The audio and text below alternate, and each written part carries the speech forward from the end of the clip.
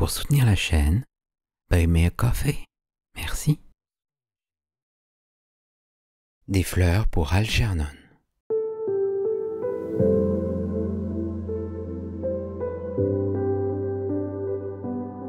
De Daniel Keyes.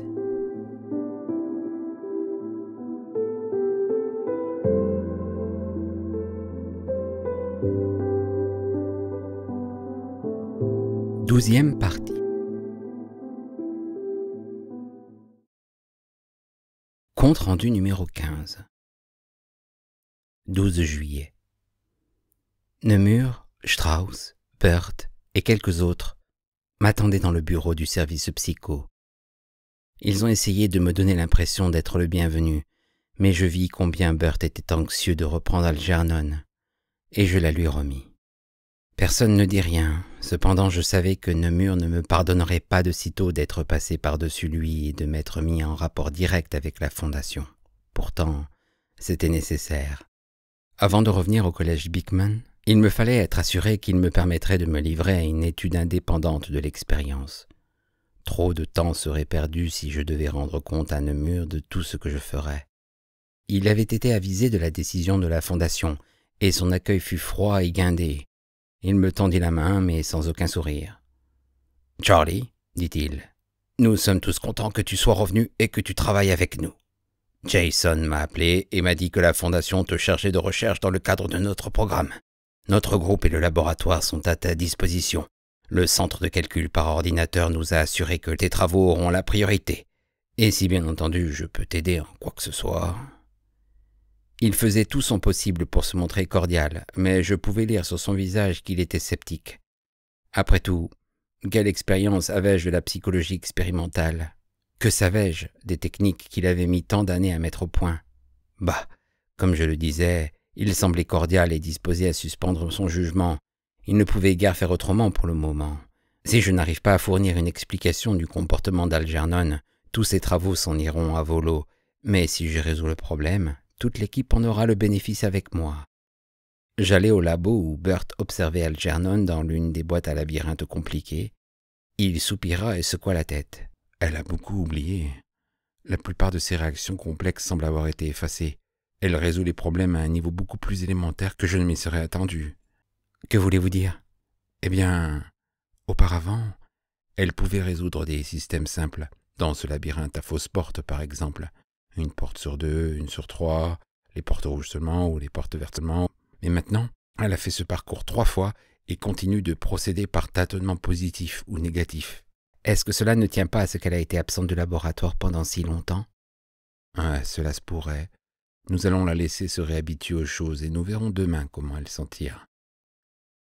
J'étais venu bien des fois auparavant dans le labo, mais maintenant j'y étais pour apprendre tout ce qu'il pouvait offrir. Il fallait que j'assimile en quelques jours des marches à suivre que les autres avaient mis des années à apprendre. Burt et moi passâmes 4 heures à inspecter le laboratoire section par section, et j'essayais de me familiariser avec l'ensemble de son fonctionnement. Quand nous eûmes terminé, je remarquai une porte que nous n'avions pas ouverte. Qu'est-ce qu'il y a là-dedans? Le congélateur et l'incinérateur.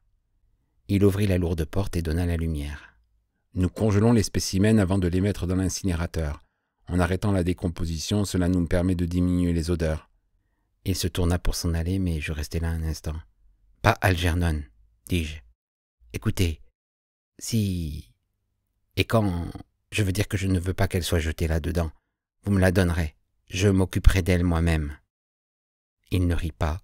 Il se contenta d'incliner la tête. Nemur lui avait dit qu'à partir de maintenant, je pouvais avoir tout ce que je désirais. Mon ennemi, c'était le temps.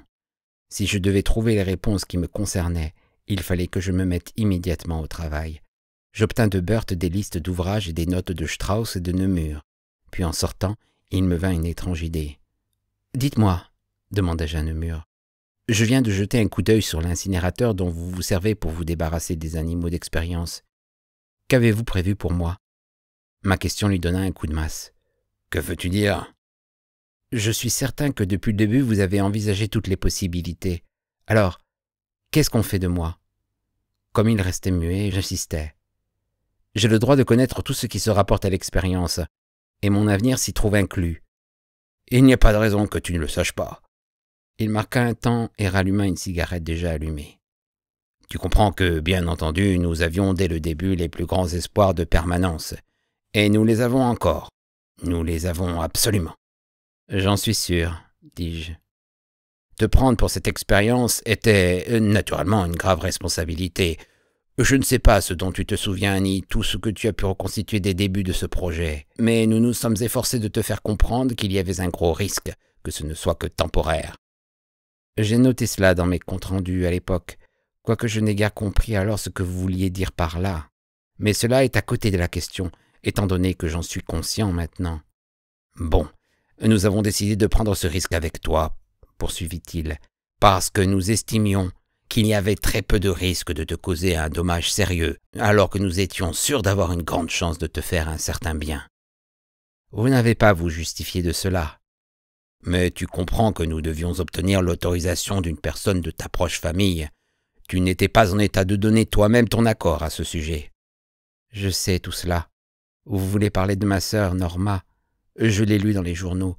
Autant que je me souvienne d'elle, elle aurait donné son approbation pour mon exécution. Il leva les sourcils, mais n'insista pas. Bien, mais comme nous le lui avons dit, au cas où l'expérience échouerait, nous ne pourrions pas te renvoyer à la boulangerie ou à la chambre d'où tu étais venu. Pourquoi pas? D'une part, parce que tu pourrais ne plus être le même. L'opération chirurgicale et les injections d'hormones pourraient avoir des effets qui ne soient pas immédiatement évidents. Les expériences personnelles que tu as eues depuis l'opération peuvent avoir laissé leur marque en toi. Je veux dire, des perturbations émotionnelles qui viendraient compliquer la réération mentale. Tu pourrais ne plus être celui que tu étais. Ah, ça c'est le plus beau. Comme si ce n'était déjà pas suffisant d'une croix à porter. Et d'autre part, il n'y a aucun moyen de savoir si tu reviendras au même niveau mental. Il pourrait y avoir régression jusqu'à un niveau de fonctionnement encore plus primitif. Il me lâchait le pire. Il débarrassait sa conscience de ce poids. « Autant tout savoir, » dis-je, pendant que je suis encore capable de dire mon mot à ce sujet. « Qu'avez-vous prévu pour moi ?» Il haussa les épaules. « La Fondation a fait le nécessaire pour te renvoyer à l'asile-école Warren. »« Quoi ?»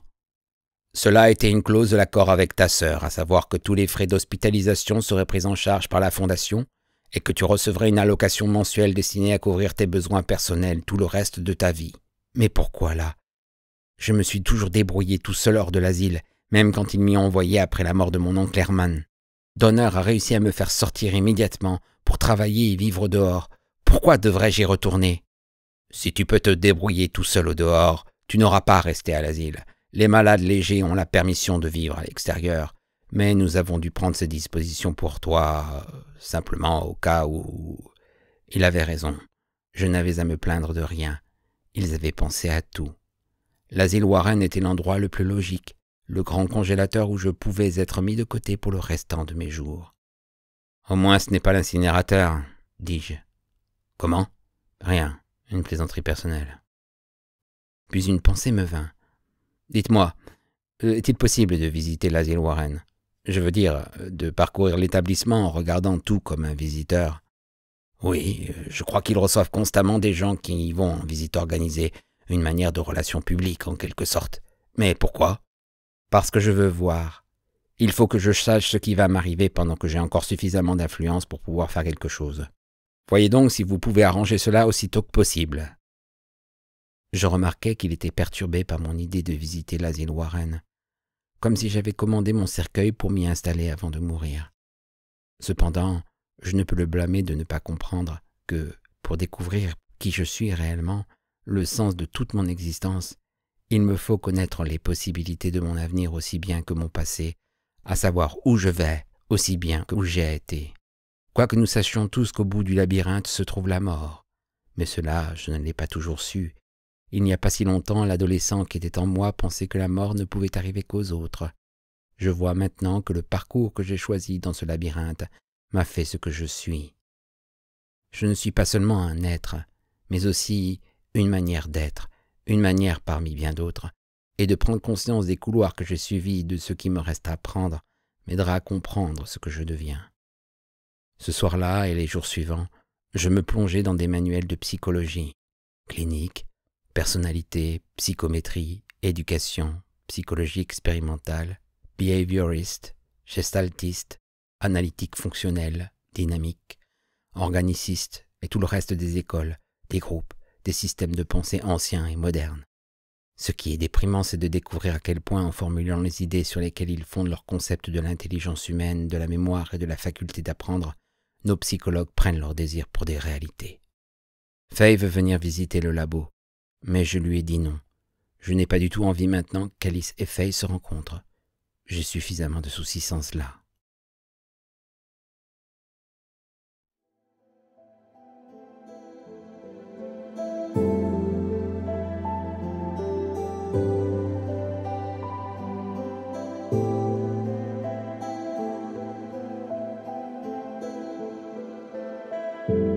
C'était Des fleurs pour Algernon de Daniel Keyes.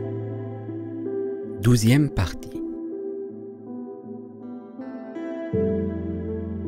Si vous avez apprécié cette lecture, merci de liker, commenter et de vous abonner à la chaîne. À bientôt.